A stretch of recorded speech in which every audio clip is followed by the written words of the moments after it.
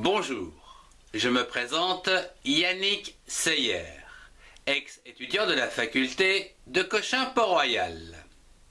Voyons aujourd'hui la méthode expérimentale en 4 étapes.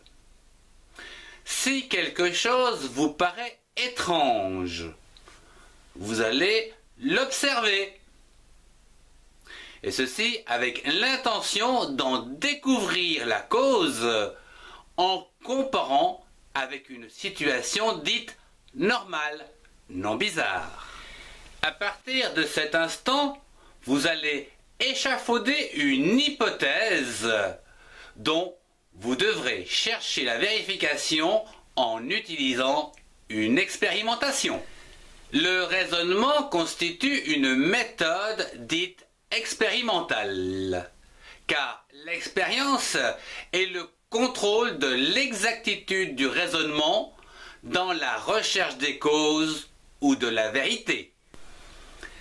À titre d'exemple, je voudrais vous parler d'un grand chimiste français, Louis Pasteur, et de la maladie du charbon du mouton qui décimait sans aucune raison apparente.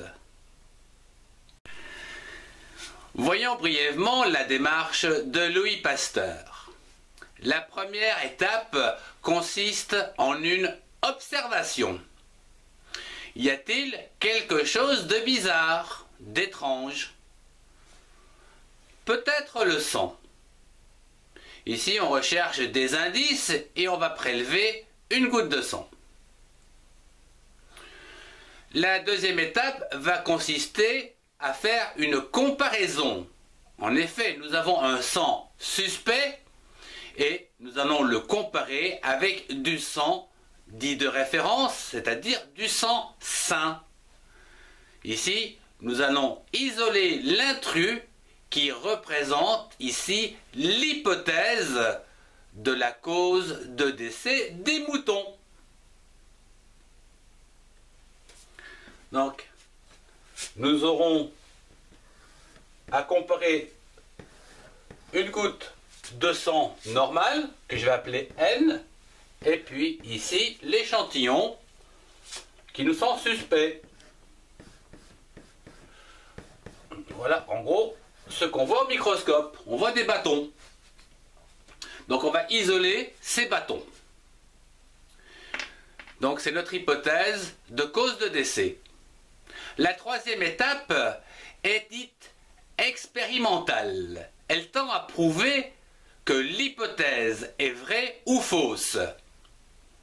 Ici, il faut imaginer un protocole expérimental que nous avons vu précédemment.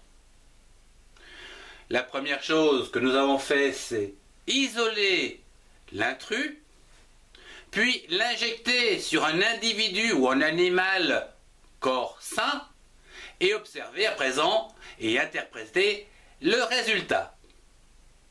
Si le mouton meurt également, c'est que l'hypothèse est vraie et que nous avons bien isolé l'intrus. Sinon, il faut repartir à l'étape 1 ou 2, car quelque chose a pu vous échapper.